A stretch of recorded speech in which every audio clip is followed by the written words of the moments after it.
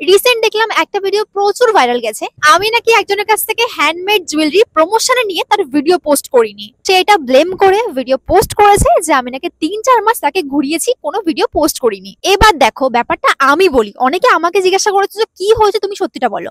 প্রথমে আমি একটা কথা বলতে চাই যে আজ পর্যন্ত আমি যে কটা স্মল বিজনেস প্রমোশন করিয়েছি, মানে একটার কাছ থেকে কোনো পেমেন্ট আমি নিইনি। কোনো ইভেন আমি নিজে আরো পেমেন্ট করে প্রোডাক্ট নিয়ে প্রমোশন করিয়েছি, এরকমটাও হয়েছে।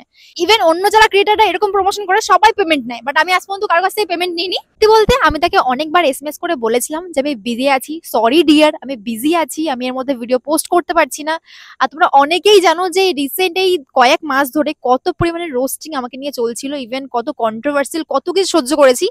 তার থেকে বড় কথা, আমি যে সবচেয়ে বড় প্রজেক্ট আমার হাতে, যে আমার নতুন বাড়ি, তার গৃহপ্রবেশ এই মাসেই আমি এটা রিভিল করলাম, এই ভিডিওতে করতে বাধ্য হলাম।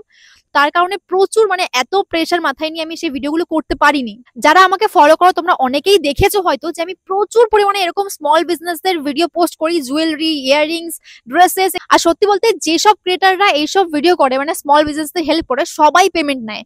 বাট আমি আজ পর্যন্ত ওনারদের কাছ থেকে কোনো রকম পেমেন্ট নিই না। ইভেন আমি কিছু কিছু মানুষকে শিপিং চার্জও দিয়ে দিই, যে শিপিং চার্জ দিয়ে পাঠিয়ে দাও, আমি তোমার হেল্প করে একটা ভিডিও পোস্ট করে দেবো। আর যে ভিডিওটা পোস্ট করেছে সে এমন ভাবে ব্লেম করছে যে মনে হচ্ছে আমি তার কাছ থেকে কত টাকা পেমেন্ট নিয়ে নিয়েছি বা কত কি করে নিয়েছি, আমি বুঝতে পারছি না। ইভেন ওর থেকে অনেক দামি দামি অনেক ভালো ভালো প্রোডাক্ট আমার কাছে পড়ে রয়েছে, আমি সব কোনো ভিডিও পোস্ট করতে পারছি না। সবার সঙ্গে আমার কথা হয়েছে, সবাই আন্ডারস্ট্যান্ডিং, হ্যাঁ বুঝেছে যে আমার উপর দিয়ে কি যাচ্ছিল না যাচ্ছিল। ভাই তুমি কোনো ক্রিয়েটারকে ভালোবেসে প্রোডাক্ট দিচ্ছ, সে ভিডিও পোস্ট করতে পারছে না, তোমাকে সরি বলছে যে আমি লেট হচ্ছে, আমি পোস্ট করে দেবো।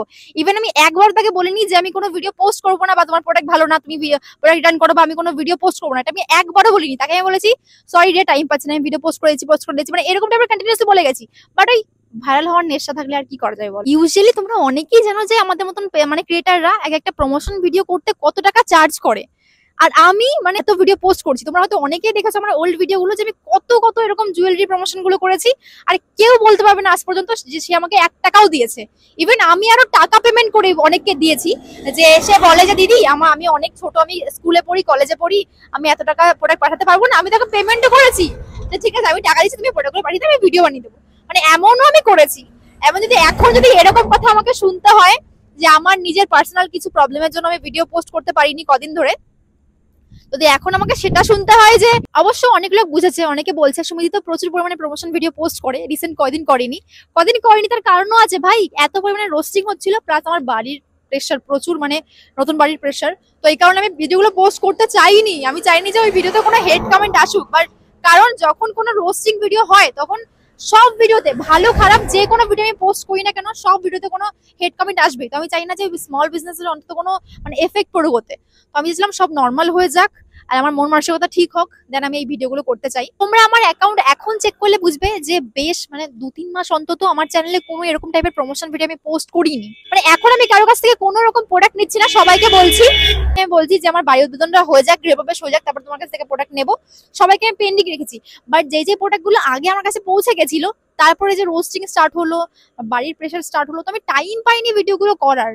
বুঝতে হবে এটুকু সিম্পল লজিক ভাই। এত এত স্মল বিজনেস আমি হেল্প করেছি, এত প্রমোশন করেছি, এখনো পর্যন্ত কেউ একজন বলতে পারবে না যে এরম টাইপের ঘটেছে কোনোদিনও। বাট সে চাইছে যে এইভাবে ফেমাস হতে। দেখো আমি সত্যি ভাবিনি যে এইসব বিষয় নিয়ে আমি কোনো ভিডিও বানাবো।